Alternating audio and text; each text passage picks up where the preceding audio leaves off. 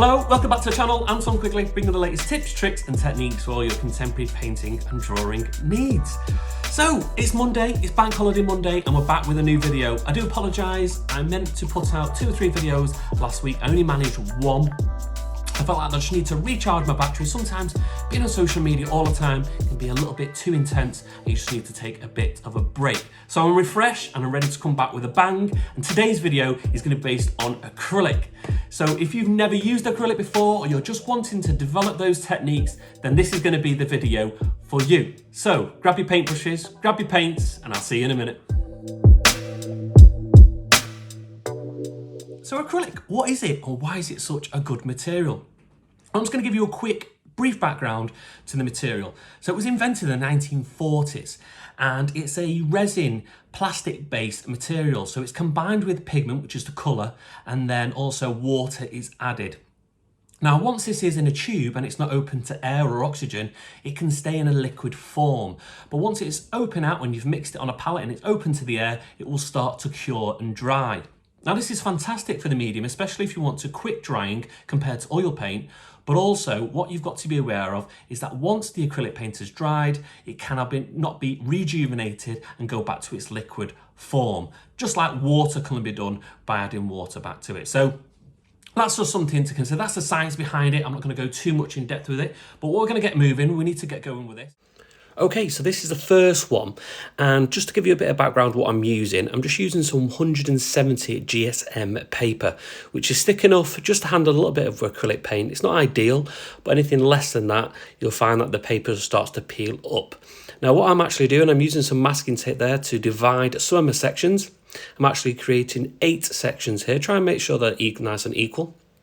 And paint-wise, I'm using some acrylic paint. Now, I'm not using the most top of the range paint there.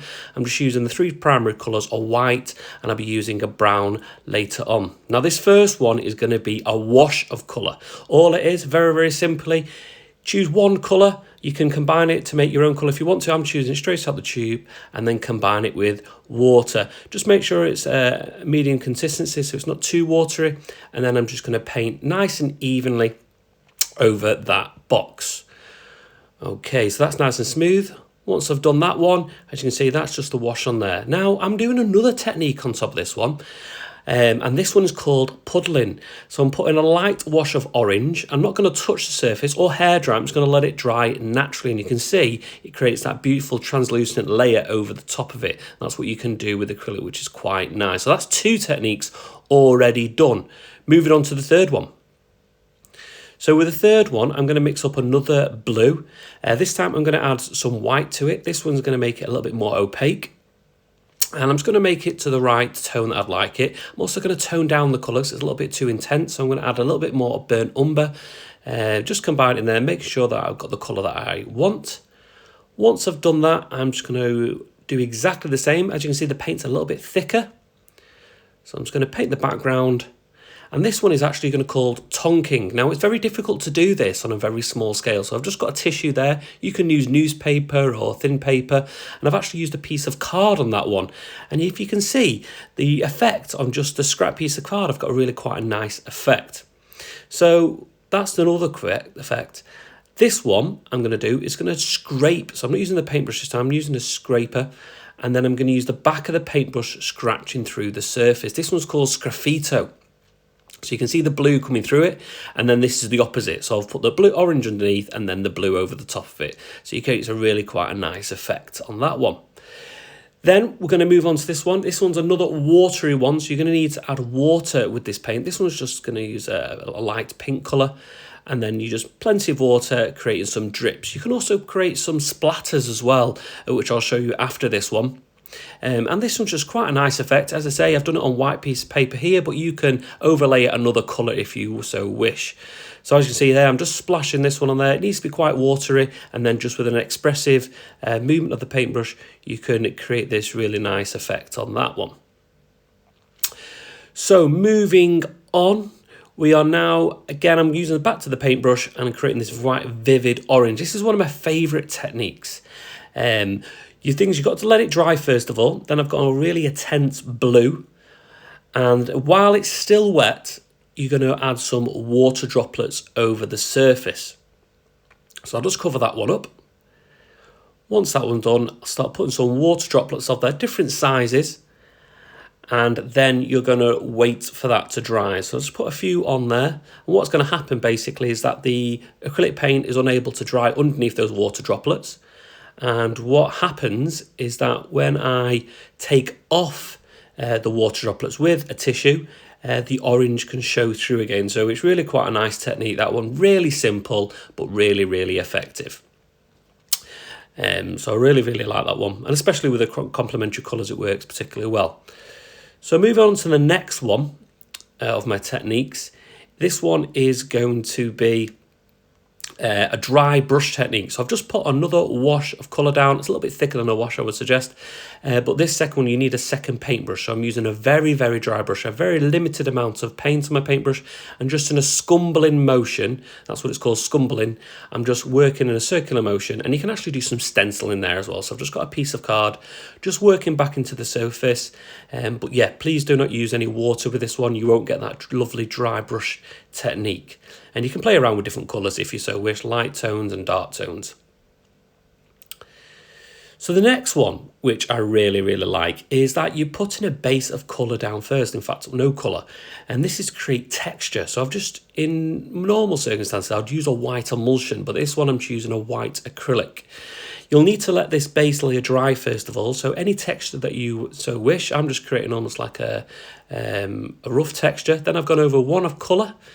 And then you're also going to leave it to dry slightly, but I've used a sponge here, just damped it, and then I'm going to go back over the surface. And what you're going to do is that paint's going to get trapped in some of the nooks and crannies where the texture was. And what you're going to be left with is almost these areas of really intense blue, and then other areas almost like a worn or rustic type of look to the paint, which is quite nice, especially if you use some like more urban colours, such as burnt umber or burnt sienna or something like that. Something that's going to look like rusty metal, for example. Now this one, this is glazing. I'm just going to put some marks on here. I wasn't being particularly worried about what I was doing here. I'm just playing around, really, to be honest. That's the beauty of experimentation. So I've just put using the blue on there, putting some lines, circles, and then what I'm going to do is mix a contrasting colour, which I've been using the orange, but mix it with some PVA glue. This one's going to make it a little bit more transparent, and what you're going to be able to do there is go over the top of the other colour once it's dry, and you're still going to be able to see it come through there. But what you can see, the blue has changed its colour properties now, and it started to change and go a little bit more green within those tones. Now this is the last one I'm just going to do before I'm just going to move on, and it's just playing around. Literally, with those squares, sometimes you're going to be quite constricted to what you can do. So just get a piece of paper, play around with those excess paints that you've just been working with, not to waste them, and just play around with it. I've used the paintbrush there. I've also used the card, scraping it. Then I've used a sponge just to do a white wash on there, and then let it dry, and then going to work back over the top of it. So I'm literally not painting anything here. I'm just painting shapes, patterns, lines, and tones. So it's just a bit of experimentation, which is quite nice. Well, that's it, guys, for the experimentation using acrylic paint. Hopefully it was informative for you. Hopefully it was enjoyable. I know I crammed quite a lot of techniques in there, but I actually could do another 3 videos on the experimentation with acrylic paint. But I've tried to keep it informative, tried to keep it to a limited time limit as well, just so you're not taking too much of your time. What I'm actually going to do now is try and use as many of these techniques as possible and put them into a time lapse.